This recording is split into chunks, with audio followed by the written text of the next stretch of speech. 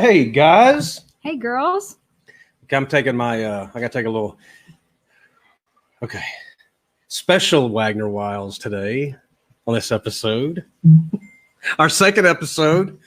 And I'm super excited to be spending it again with my beautiful co-host, my beautiful bride, who watches movies in a fun way.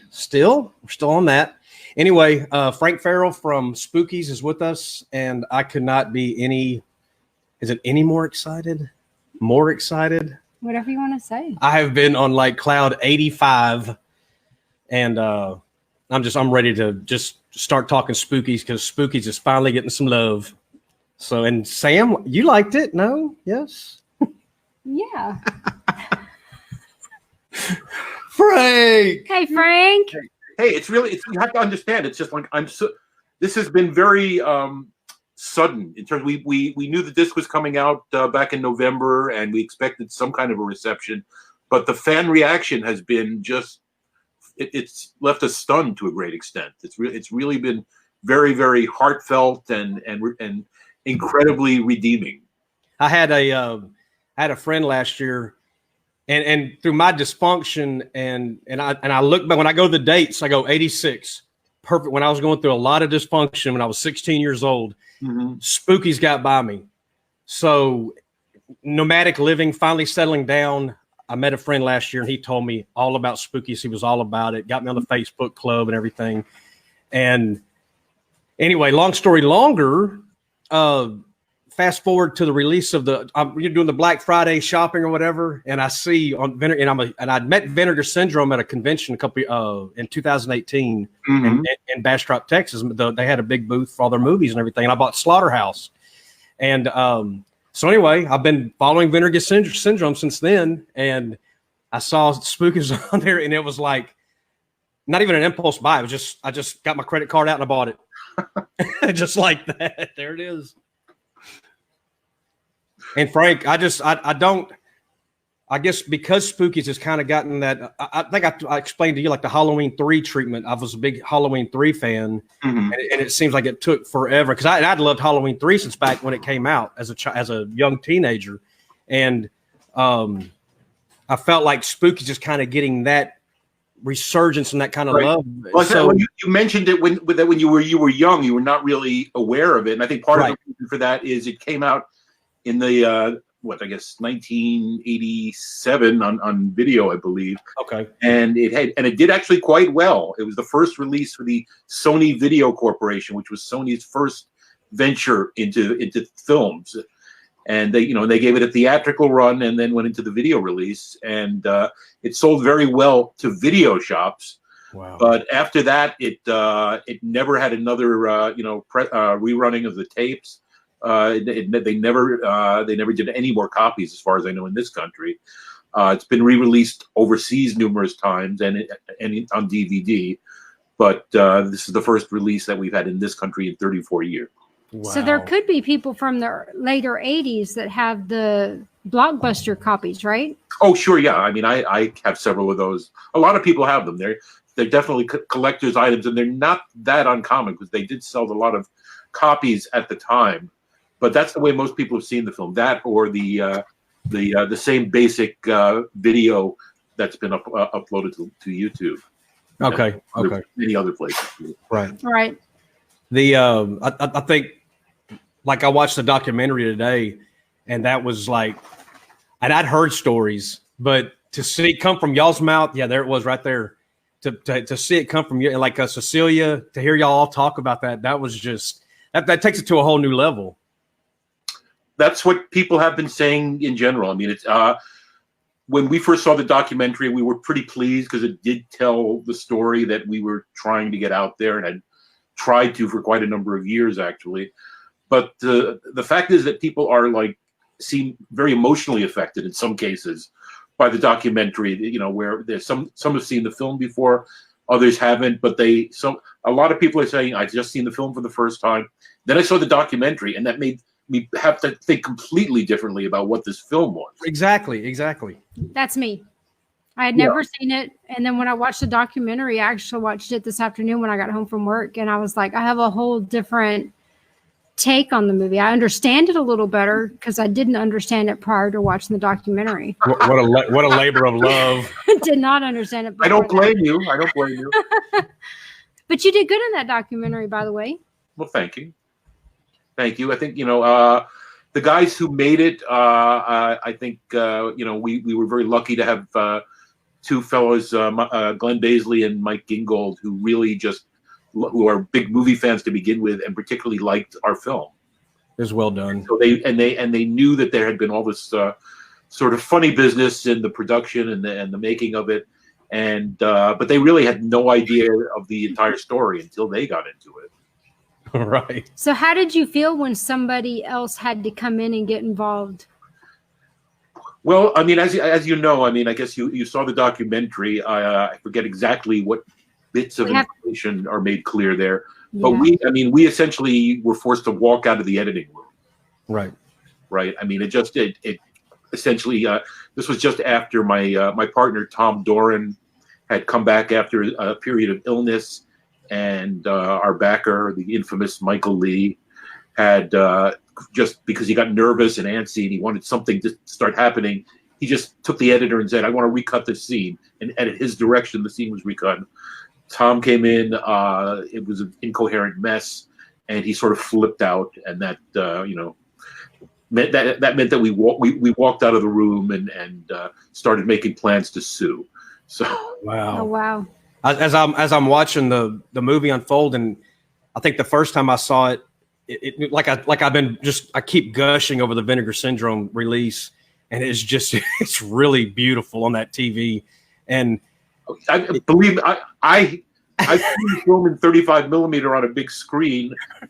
This looks better than any 35 millimeter print, and they've brought out details I don't remember seeing before. Crazy, but it's like I'm watching it and I'm going, that's what Frank's talking about. It's like, it just doesn't make sense. It gets so incoherent, so incongruent, I guess. And it's just like, wow. I don't know. Cause I think I've only friended you guys fairly recently. I don't know if you scrolled back on my timeline where I have pieces of an interview with Jeannie Joseph. Right. I posted a part of it today, but I posted several, 3 previous parts, plus an article she wrote about her making of the movie back in about 2001, and she's really anytime she's gone public about it, she's just lied and essentially claimed credit and distorted all the facts. Wow. And I guess if you say it enough, you start believing it. I guess it's one of those kind of deals. Well, it's interesting because I think she for a while was sort of using it to advance herself, and then at some point she stopped even mentioning it, or because essentially, I think you may be aware she has a past in pornography, and she was kind of reluctant to make that known once she had gone into something more legitimate. Right. It seemed like, wasn't there the music guy or the photographer, the editor guy? Somebody else did too, right? One of the guys. Pornography. Well, she originally, when we left the film, she was going to be the new editor. Okay. She's the one who convinced the backer that half the movie should be thrown away. Okay. So I'm trying to think of anybody else that you might be referring to. Let's put it this way: in the New York filmmaking scene and the low budget scene at the time, virtually anybody who was working in film had worked in pornography. I've done it, yeah. Gotcha. Yeah. I think the guy in the documentary said he was in front of the camera and behind the camera, but so it was mentioned quite a bit, not just one time, but by several times. Yeah. Sorry. I mean, it was a really common thing. That was a big part of the ultra low budget filmmaking New York scene at that time. Okay, so I gotta hit you with some stuff about the tortured souls part, I guess, about it. No, so twisted. I'm sorry. I don't know why tortured came from. Twisted souls. Yes, sir. Were those supposed to be teenagers? Because I've heard people say they're teenagers, and I'm like, there's no way they're teenagers. Depends on how you look at it. Well, here's the thing, because this is I think an interesting fact. We were directed when because we wrote the script at the orders of our backer. He's saying, I want a film that's like The Evil Dead, and I want this, and I want I want a big mansion, and a bunch of teenagers come to it, and then there's a Ouija board, and all these things he had seen in other movies, basically. Right.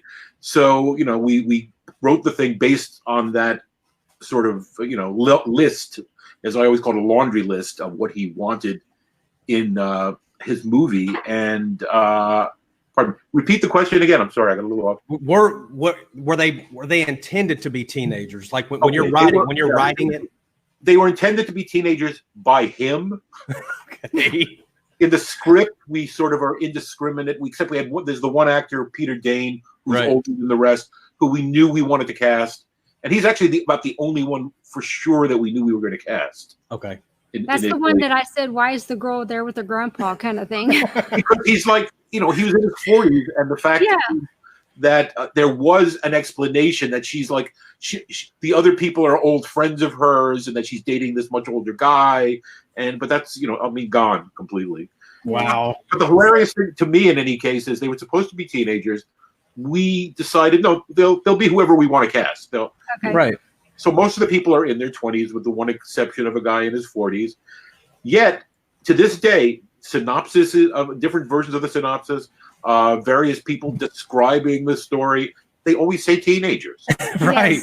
It's just assumed if there's a bunch of like youngish people out somewhere in a horror movie, they've got to be teenagers. Exactly. So there was like three things that immediately stood out. There was the older guy. There was the guy wearing all the leather, that he seemed like pissed off at the world every time he talked. Pleather. He was angry the entire time, like for no reason. He was agitated. And then the girl, when she sits down, I guess it's his date or whatever, she sits down and she goes, well, kids, and she's talking to the grandpa guy. And she's talking to the other girl who looks obviously older than her. Right. So I immediately, it was just like, it's kind of funny. And like, what were they thinking when they cast those people in those roles? Okay, well, we cast those people, all right? At least my partners cast those people. Right. I just want to know the thinking. I at the time, I was heavily involved in just trying to get the production end of things together. So a lot of the, you know, the major creative stuff, my two partners who co-directed were handling, but I mean, I had input and approval into everything. And I was more concerned that they felt comfortable with people and that they thought they could work with them above everything else. Okay. And some of the people I knew and thought would work, other people I didn't know about. I had mixed feelings ultimately about a lot of the casting for our parts of the film. But the fact is also, I mean, I have to make the disclaimer that we did everything. We had to go through all the motions so quickly, meaning we came up with an outline for the story in like a week. And then we had to go through a process of approval, and we had to like go over every scene and to talk it out. And eventually we got to go ahead to write the script. And that was, you know, I mean, it was really just how can I put it? Myself and my two partners, we each took a third of the story, wrote it, combined them, and then I just typed out everything, and that was it. And that was the only real draft of the script. And I, as a writer, I usually go through endless drafts of things. But in this case, there was literally no time. We immediately had to get caught up in getting everything together legally and starting the thing in motion. Wow. So it's not, even our script was nowhere near what we would prefer to have done with any film. Right. I have a lot of writer friends, and I'm not so savvy on how the brain works, you know, on that kind of stuff. Do you envision those creatures and those monsters, or is that something that just kind of happens? No. With special effects like that, that's the most time-consuming part of a film like that. So that's almost like conceived. In many cases, something like that might be conceived before the story was even conceived. Wow. Okay. Yes, and that's one of my questions right there too, Frank. I got to know the friend. Now, this is one of those things. If it's conjecture or it just one of them urban legends or whatever. Mm-hmm. The fart noises to the Merc men. I was told. Now, that's where I saw the documentary today, and I had to stop the documentary. Perfect timing. That's because I wanted to know what they said. So I was told that somebody didn't get paid. Those were put in as kind of a shot back at somebody, and then it was too late to fix it. But that's not what I heard on the documentary. Okay, that's who. anything is possible, is my opinion on sports. Okay. But from what we know, Michael Lee, among other things, was like, had a real predilection for fart jokes and things like this, and constantly. I mean, it was like annoying as hell, to tell the truth. Wow. In fact, if you I don't know if you saw that part of the interview that I posted today with Eugenie Joseph. Yes. I specifically mentioned that Michael would suggest titles that we should call the film instead of Twisted Souls, and I have a thing where he says, "Oh, why don't we call it Bowel Eruptors?" He suggested that at one point. He meant it. Wow. Oh no! I'm thinking, based on that documentary, everything he said was pretty much like the ape costume or whatever. Like that was like he really wanted to have that. He didn't just know. pop up. He didn't know when he was making jokes. Gotcha. Wow. Okay, so you don't know, so there's still no definitive about the account given in the documentary, which is that the sound editor, knowing Michael and his sense of humor, cut that in there as a surprise to everybody. Michael loved it, and Eugenie Joseph, who had reshaped the movie, hated it. Wow. Okay. So wow. One thing we're in agreement with her about. Okay. When I was watching it the first time, we've got dogs. And 2 deaf, 1 not. But for whatever reason, they fart all the time.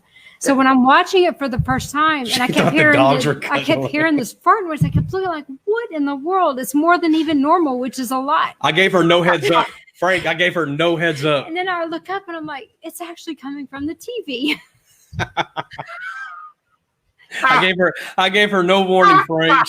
She went in blind. I did.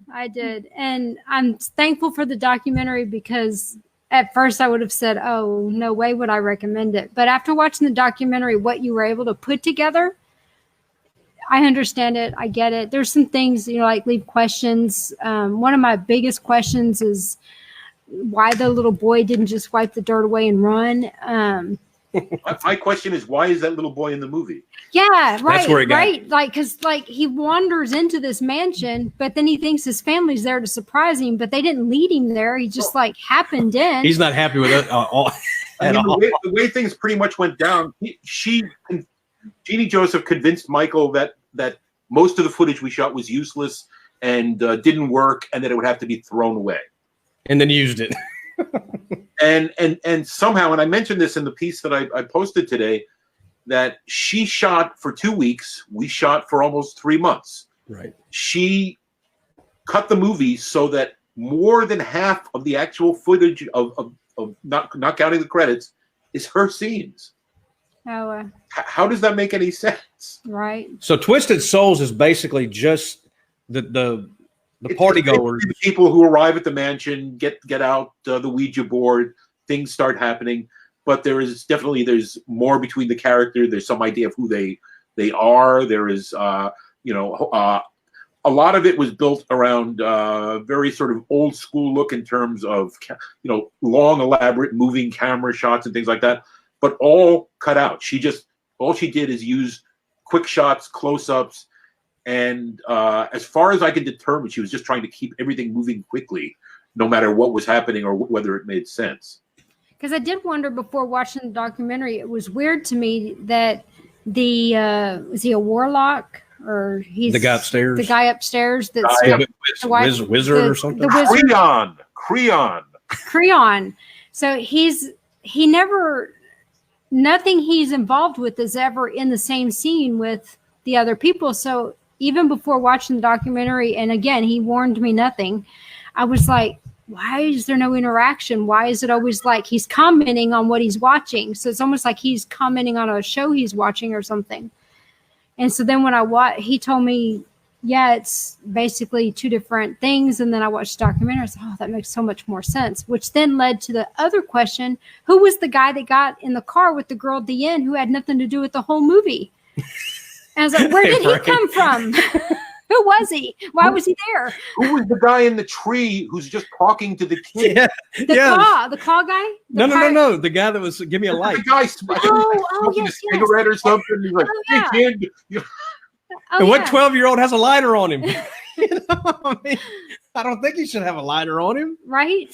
So I don't know. I mean, that was just there. That was her, what I could only think of as filler to just so she could fill out the movie with something that she shot and claim the directorial credit, and place her name first. So were all the monsters designed in your set? Yes. All the monsters were? With the except that was not.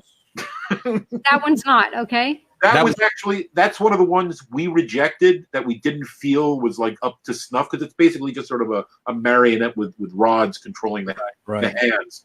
And if you saw it close up, you'd say, well, this is not believable as an actual thing. It's not really easy to buy into. And we nixed that, and then it showed up in the later scenes. I think the Grim Reaper is just, I love the Grim Reaper.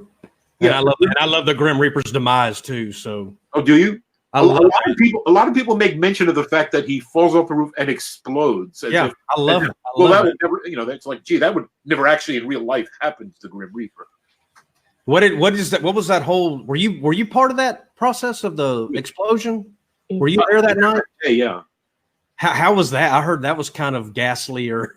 It was, whenever there's an explosion in a movie, everybody wants to be there, of course. Right. But the biggest problem there was that there was, I know, a piece of like a metal shard, because we had a number of things there, including a can of WD-40, right, which really accentuated the explosion, but a piece of it did come out. And if you slow down the film in that scene, you can see it sort of shoot over the camera. Right. Wow. Lucky no one was hurt. Yeah, we are. I mean, I think we did take precautions. I think we did have like a big piece of plexiglass in front of us, etc. Probably should have had a bigger one, though. It's a big explosion. Like that. Look, you take every effort you can to be careful, and I'm like, in no way, the kind who's going to take a risk when other people are involved. But on any number of films, I've seen things like that happen. Right. So I'm assuming that the lady that's been dead for 70 years, she's not part of the original, no? No.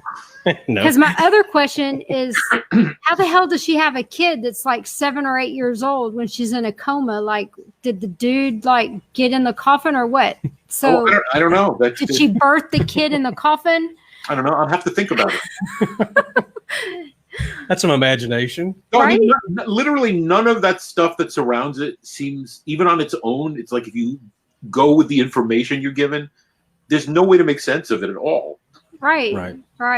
So were you privy? I'm assuming you were, Frank, to the budget, and then but not for the second part. As I mentioned in the thing that I posted today, I do mention the fact that I've heard that someone I know told me that she had spent $125,000 on her scenes. Oh, wow. Our scenes were like slightly, less than 3 times that amount for everything we shot. Essentially the entire film. And then she also, at the same time, she wrote an article a few years back and claimed after going through a whole song and dance about how low the budget was, claimed it was $500,000, which it couldn't have been. Wow. She did not spend $500,000 in 2 weeks. Wow.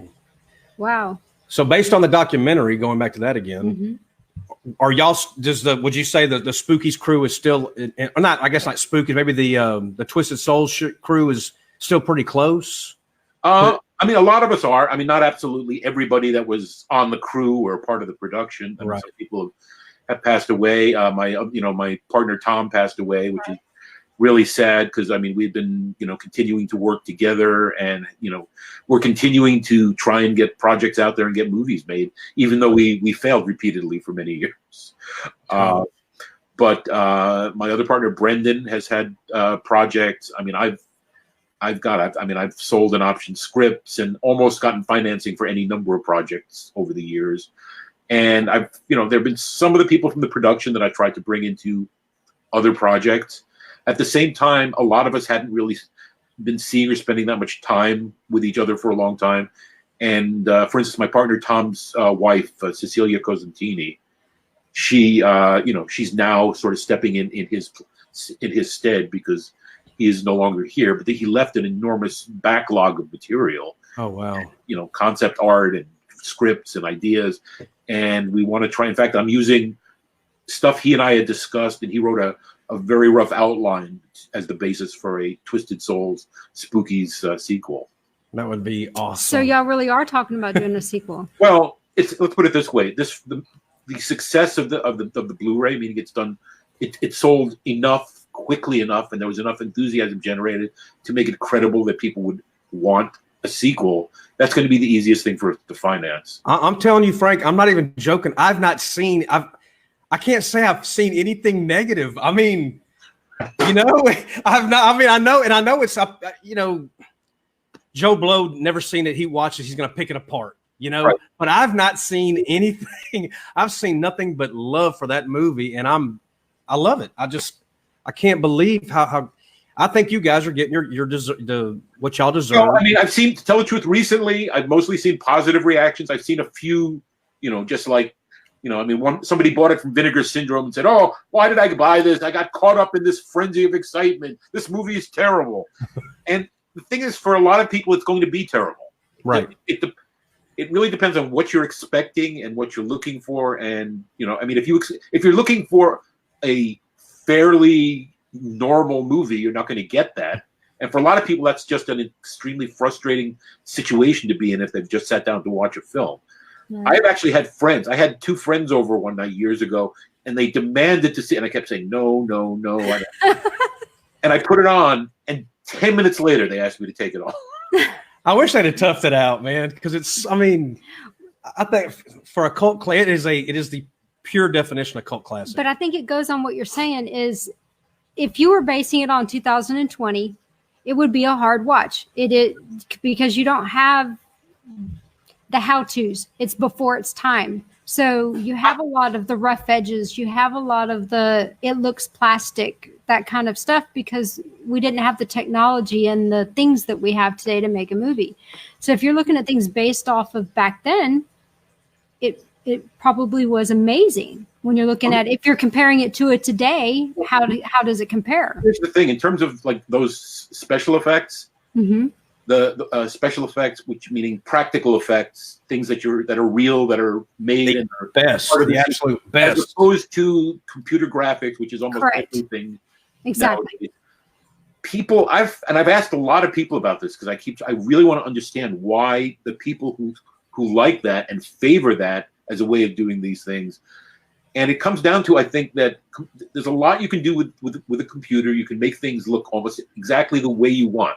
Right. I'm almost always aware when I see something that I know is not real, that it's a computer graphic. It's very rare that it feels completely real to me. Something that's like plastic and moving around and etc. And even if it looks cheesy, it's there. It's real. Mm-hmm. It's in front of you. It moves somewhat like a thing would in reality. Right. And so your mind is sort of buying into it. Yes. So I think there's a charm to it too. I think people see it as like there's craft involved there. There's the labor of love. It takes the time to make that creature, that the fake blood. And that's the inner kid of me talking. I go way back on that. Right, I think that's the great mainstream audience aside, because they don't really even know the difference most of the time. But the people who actually care or look for these things, they have a very definite preference. Right. Oh, yeah. We walk out of a movie and he'll be like, "That was too much CGI. It was a great movie, but too much CGI." So he's like immediately like, it's on the lower side of his like, because it wasn't enough realism. It wasn't enough. People didn't take enough time to make their own. But I probably things. Still like the movie, Frank. Don't misunderstand. No, I'm talking about today's movies. No, I'm saying yes. I like all of the. He does. I like a lot. But he will comment on way too much CGI where, maybe they could have done I'm all about more practical effects. Yes. Yeah, I can't even, anytime I see a movie that has like a vast, vista of something, like say a grandiose castle or something like that, it's like my brain just goes CGI. It's like I can't appreciate the image for what it is. It's just like CGI. I picture like World War Z. Remember when the zombies are climbing the wall? Yeah. Absolutely no way you could record that. I think my biggest my biggest acceptance of CGI, and it took 2 viewings. I watched Cabin in the Woods, and I was like, "This is awesome!" And then all this CGI happened, and it just turned me off. And then a buddy of mine said, "Well, for what they were trying to accomplish with the blah blah blah at the ending, the final act, he goes, they had to do it. There was just no way they could do that much practical effects." That was when they went under. And I rewatched it, and I went, you know what? That was pretty good. That's my one Well, get out of jail free card. In thinking about a sequel and realizing that we'd have to do it all practical effects to satisfy fans, and just because we prefer to do it that way, there are ultimately a lot of things you can do with computer graphics. You cannot do it all in with practical effect on a floor. You would possibly be able to do them at the cost of who knows how much money, but there's certain kinds of angles or movements and things you're just not going to be able to make it work. Right. You would get a better effect with a computer version of it. Yeah. So I think you have to, I think as a creator, I'm looking to try and find ways to use, say, primarily practical effects with a little bit of computer enhancement, just to sort of smooth things out, more or less. Gotcha. So is there what have you done after that you're like really proud about and you'd like people to know? Well, I spent a lot of time trying to make movies that didn't get made. That's I'm proud of that in my own way. But I'm the co-producer of the film Street Trash, which you might be familiar with, or maybe not. And if not, you should be. Okay. We'll get it. We'll get on it. Okay. I mean, you call Spookies a cult classic. Street Trash has been considered a cult classic for many years at this point. Okay. I'm on it. I'm all on it. Okay. It's a very sort of bizarre, out of the ordinary horror comedy about the homeless in New York City. Okay. What year did that come out, Frank? I'm trying to remember because I did those movies like almost back to back. I think Street Trash was released in 88, I believe. After Spookies. Yeah. Okay. I mean, it's out there. Spookies was hard to find on a legitimate release for a long time. Street Trash has been out there and re-released many times. Okay. We'll have to look into that. Absolutely. We'll watch that one together. And that was the coincidence right there I told you about today, Frank. When you saw Spookies in the theater. Yeah, that surprised me. And that was today. That's today's date. I thought that was so cool when that popped up on the documentary. Yeah. I mean, it's that was like the one pleasurable experience at that time in terms of like seeing the movie up on the marquee there and finally getting a movie into a theater. But the film itself, you have to understand how horrified we were with it and totally sick at that time. That had to be like, would you? And once again, I'm pleading ignorance here. Was that pretty much unprecedented? I mean, had that ever been done before? It's happened with many films, probably. Okay. At some instance that somebody said, all right, you're fired, you're hired, and now we're changing things around. I don't think it's ever happened in exactly this way, meaning we had the entire film shot there. The only thing that had to be added is we had somebody who was doing some optical effects of ghosts and additional things for the climax, and those had to be done separately and then put into existing scenes. And those did not get done, correct? That's why the guy was waving. Like one or two shots got done. Okay. It was there was no way to incorporate it into the film, and that's really why part of the reason the film looks like it does, because the people that worked with us would not come back to the production after we left. Right. So that scene, they didn't have a way to do it. If he had gone to a professional film optical house, I don't think he could have afforded it. And so his decision was to figure out a new way to do the climax. And when he brought in this woman, Jeannie Joseph, to just look at it and become the new editor, she somehow convinced him. I had the feeling there was sex involved, and she convinced him to basically let her reshoot almost another entire movie and replace our movie largely with this stuff. Yeah. And for people that don't know, that hadn't seen the documentary, or I don't know if that's even really discussed today on Facebook, Cecilia said there were survivors, correct? Survivors. Oh, you mean at the end? Yes. The characters, the older guy, Peter, and Megan, who's ostensibly his girlfriend, right, brunette. They're sort of like rapidly aging. I don't know if you remember. Right. They wander outside into the graveyard, and they're out there in the graveyard dying. And then, oh God, a whole bunch of stuff happens that's not in the film anymore. There's that corpse that comes out of the closet earlier on with holding the Ouija board. Right. Also has in its hand a bottle that has something in it that they connect with something that's in the picture. There's like a picture of an occultist in the background in that room towards the end. I don't know where the Reaper is. Okay. Okay. He's the one who was originally supposed to be the one who was sort of the source of all these goings on at the house. Creon is actually based on this other character who in our version was only a picture on the wall.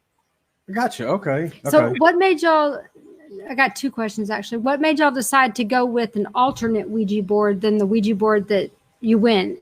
Like a regular Ouija board? Just because I like anything that's an original design, and I think it looks really interesting. But Michael Lee also insisted, because he was so paranoid about people suing him for everything. Using their name. He said, well, I don't want the company that does the Ouija board to sue. And we tried to say, well, Michael, the Ouija board came out in 1850. It's not really copyright. Oh, that's awesome. Procter and Gamble sends you a letter. Yeah. No, it was that he was a very. That's what he was worried about. He had just been through a whole thing in England. They had the video nasty scare, where all these bloody horror movies that he and his company were the primary ones releasing at a certain point, and they were being censored and banned all over England as being obscene. Oh wow! And so he went to I know he got fined heavily. I think there was there were threats of arrest. So he got very paranoid. When he came to us, he didn't want us to use blood in any way beyond just a little bit here or there. He didn't want anything explicit. Originally, we went. The climax that we shot that didn't get finished had ghosts surrounding the mansion. Mm-hmm. That was a substitute for what we had originally suggested, which was zombies, just because we figured it was something you'd get a big bang for your buck out of in terms of the budget. But he said, "Oh no, zombies! That means there'll be blood. You can't have zombies." And he used zombies. And he ends up using them. That's what got the girl, right? Yeah. That didn't get the girl. I mean, she got in the car, but I thought they got her in the long run. I guess so. Didn't they get her in the long run? Yes, that's right. The werecat is in the car. Yeah, he got her. Yeah, because she says she starts screaming. Yeah, because he's not who he thinks he is or something. Yeah, so, that scene for me is the absolute worst thing in the whole movie. It goes on and on and on. You've got all these people rising out of graves that are supposed to be hundreds of years old, and they're all wearing jeans and plaid shirts. Stuff of now. Yeah, well, I mean, maybe someone changed them while they were in the grave. Anything is possible, and then the worst thing in the movie is the worst moment for me is when there's a very stiff, awkward-looking dummy that's supposed to be a zombie comes up and turns to the woman and says, "Mama." Yeah. That was strange. That was weird. It's just cringy. She had mothered the other kid, so it's possible, right? Guess. Right? I guess. You're looking for logic where there is none. There is none. Yeah. And I decided that maybe a quarter of the way through, just quit trying to make sense and just watch it. Well, you sort of have to do that. And the thing is, I mean, I'm a longtime horror fan, and if I had seen this movie and it was somebody else's movie, and because to me it plays like a lot of Italian horror movies from the 80s that make almost no sense at all, and all the shit happens, and then and there's at least stuff happens, because in a lot of horror movies nothing happens. Yes, that's funny, because our first thing that we did together was Suspiria, and I was like, I didn't understand the whole first one because nothing happened. There was no story. She loved the second. She loved the remake, but I like the remake. Oh, that's interesting. Yeah, I haven't seen the remake yet. The remake is pretty good. I like it, and it fills in a lot of holes. It probably takes a little bit of liberty where, maybe it's a lot of interpretation. But I like the second one. Dario Argento, who made the first one, I mean, his movies, a lot of them are like that, where he goes into these extravagant scenes that have really no story. They're just scenes that go on. Right. He likes something visually or the feel, and so he'll just indulge in that. Yes. Yep. From what I've read, he liked to tell his stories through color and emotion, sound, more than the characters. From what I've read about him, definitely. Who would be your big influences, Frank? Let's see. My bigger influences really are even more old school than that really. Very much as a kid influenced by all the old black and white horror movies, and because of that, very much appreciative of things like lighting and atmosphere and settings. And I feel that's something that for a long time in contemporary horror has been kind of spotty. Sometimes you get something that's really well done with that, and I think most of the time you really don't get much attention paid to that. They're more concerned about having gore effects or whatever the gimmick is. Gotcha. Yeah. So what would you say on just, we're going to go back to budget for a minute. Just curious on your end, for your time period, what y'all were in budget. If that's out there, I don't know if it's public or not. You mean what was our budget? And for your end, for what y'all did. Oh, you mean for our portion of the movie? Mm-hmm. They had a lot more filming too. Right. Well, and this is prior to editing, but the figure, I know because I went through every penny expended. It was about $325,000. Oh wow! Our original estimated budget was $250,000, and we went over by about $75,000, which made us cower and regret every day that we had done that. Wow! But the fact is, he kept demanding. He wanted so much out of this movie, and so many different special effect scenes, and so many different monsters, and this and that. And he didn't. It didn't seem to connect in his mind that every time he asked for something, it would cost him. It's like he expected us to somehow just produce this from what we already had. Right. Right. So has this done any screenplay, like not screenplays, like as in a normal screenwriter, but like any theater, any reenactment, any theaters? Oh no. I don't know how well it would work in that way. To tell the truth. I've had movie scripts that have been done with stage readings. I don't know how well this one would work with that. We did do a stage, a reading of the entire thing before doing the movie with the cast, etc. Okay. Which there's somewhere maybe a videotape of, but oh, cool. That'd be awesome. But yeah, I mean, it's generally if movie scripts are done for staged readings, it's usually to promote them and try and get people interested in them as a movie. Okay. Gotcha. Yeah. So, anything upcoming for you? Well, as I said, we're looking at doing a sequel, and I'm writing an outline right now. We're going to talk to Vinegar Syndrome about what participation they might like to have in such a thing. I want to try. I mean, I've discussed this with my Spookies collaborators and with Mike and Glenn, who did the documentary, and we sort of feel we want to get out there and strike while the iron is hot. Absolutely. We've been asked when we're going to start doing appearances at conventions and things like this. So we'd like to do that over the next year. But the real thing is, I mean, and this has been the truth all along, is like my biggest hope with the revival of Spookies is simply that we can get to make a movie we think is good. Right. It's actually your completeness, right? Well, yeah, as my partner Tom used to say, he'd say, look, he'd say the film is a mess, but it's like it's a mess because she made it a mess. Jeannie Joseph made this mess. At least if it was our mess, we could take responsibility and say, all right, we made a mess, we screwed up, maybe we'll do better next time. But we don't even have that. Right. Yeah. Do you know why she picked a man's name, just out of curiosity? Oh, well, her name is Eugenie. It's Eugenie. It's a weird name. But I thought she was like Josephine or something like that. It's Eugenie Joseph. Oh, okay. Yeah. Okay. I had a long time remembering. For some reason, I was thinking, why did the woman change her name to a man's name when I was reading it? And that was one of her many names because she was originally quite a well-known porn star for a while in the 70s and 80s. Annette Havens. Okay. No, Erica Havens. Erica. Okay. Gotcha. Well, maybe that's why she changed her name to a man. And I was thinking maybe back in the 80s, it was still a man-driven. Many women weren't in charge, directors, that kind of stuff. So I thought maybe it was just to get a leg up or something. Leg up. Okay, just didn't mean that in the way it came out.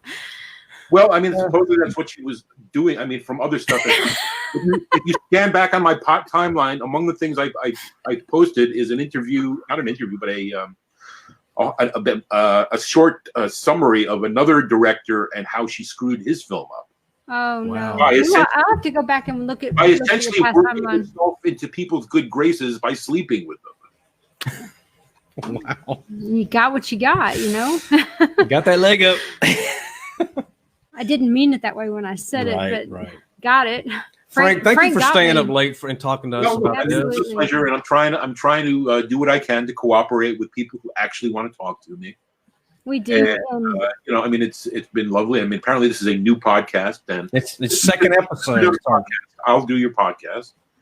So, you know, all I can say is, please feel free to call on me again, and maybe you'd like to. There are other people on the production. Maybe you'd like to interview also. Absolutely, and we would love, especially as you move forward to part 2. Let's talk about it. Keep us posted. Well, I mean, I'll be following me on Facebook. Yeah, and no, stuff, keep in touch, and you know, I mean, if you just like check what I'm posting from week to week, you'll see where things are. And to tell the truth, I want to. I mean, it is my fondest desire, because I feel the only way that this film was able to come back, and it's just like with any film, it's like there have to be fans, there have to be people who care enough and are going to make a fuss over the fact that suddenly they can see something and it doesn't look like, you know, garbage, and it's you know, it looks like a real film, right?